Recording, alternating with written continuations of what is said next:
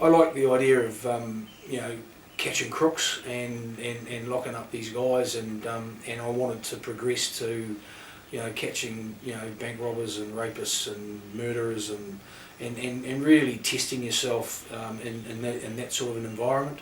And so it was a natural progression for me, and fortunately with the training that I'd had from police officers that had invested time and effort into me, that stood me in good stead so that I could make the transition. Still had to work hard, but because of the grounding I'd had, it made it a little easier for me to do than some others, and especially some others that came from other areas of New Zealand where it wasn't as busy and they hadn't been exposed to what you were in South Auckland constantly exposed to. What was it like working in South Auckland? It's an environment where back in those days, and even now to an extent, you really don't know what's going to happen when you turn up to work. A lot of things that you got exposed to, a lot of violence, a lot of death, serious injury, a lot of drug use, a lot of alcohol abuse. Almost got to the stage where nothing really surprised you, and you just go on and say, right, oh well, it's a bit unusual, but we'll just get on and deal with it. There was one particular case where an island family were living in Otara, and they had 2 teenage children and a younger child, and the mother she slept in the garage or in the sleep out, and the rest of the family slept inside for whatever reason.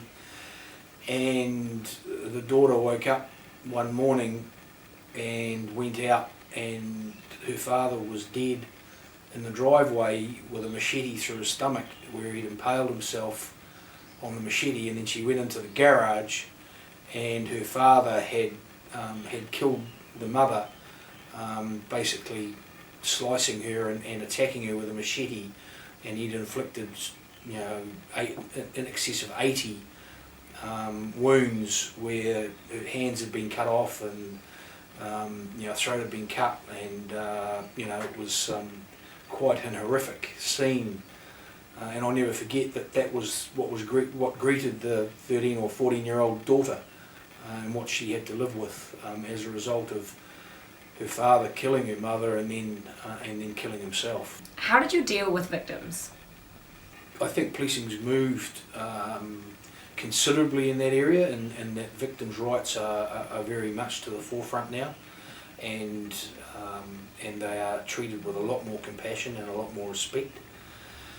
I recall having to deal with a mother and father of 2 young children. One was 5 and one was 3, who had been burned to death in a house fire.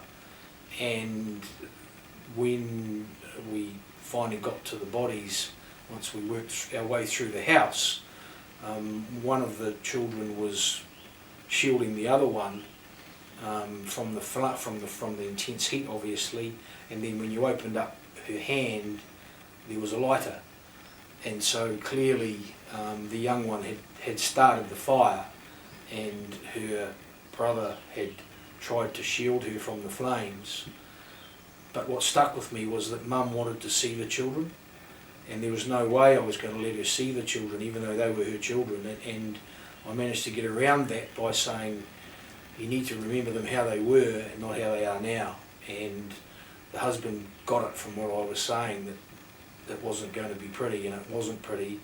And so they managed to convince the mother, from what I'd said, that she wasn't going to see her children, and she had to rely on my judgment as to that, without having to actually explain the situation to her.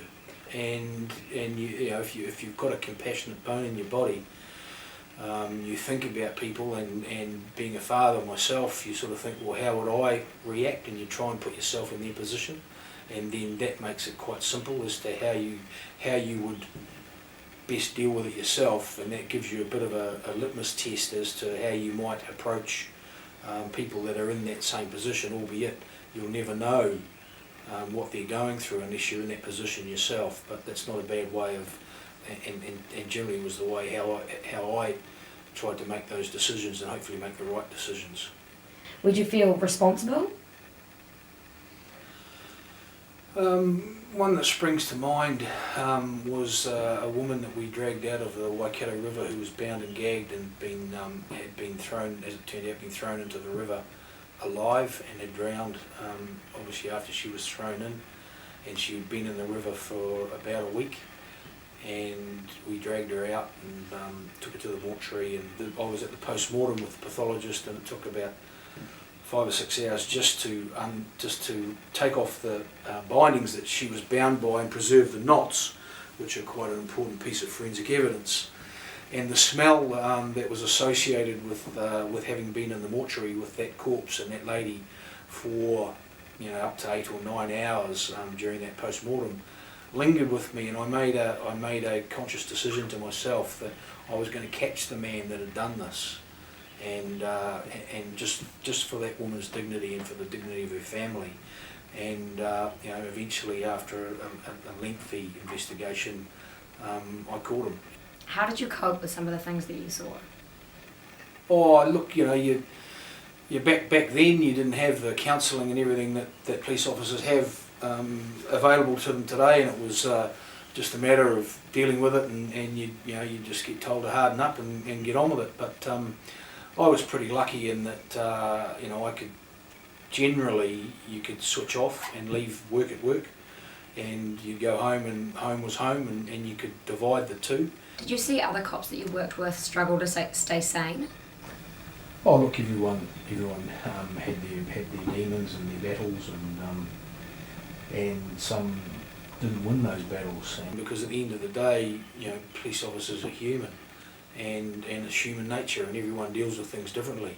And there were a number of guys that I knew that had problems with dealing with some of these things, and everyone deals with things differently. And fortunately, I think that I managed to get through things and deal with it as I did, and come out the right end, still sort of in one piece, for want of a better way of putting it.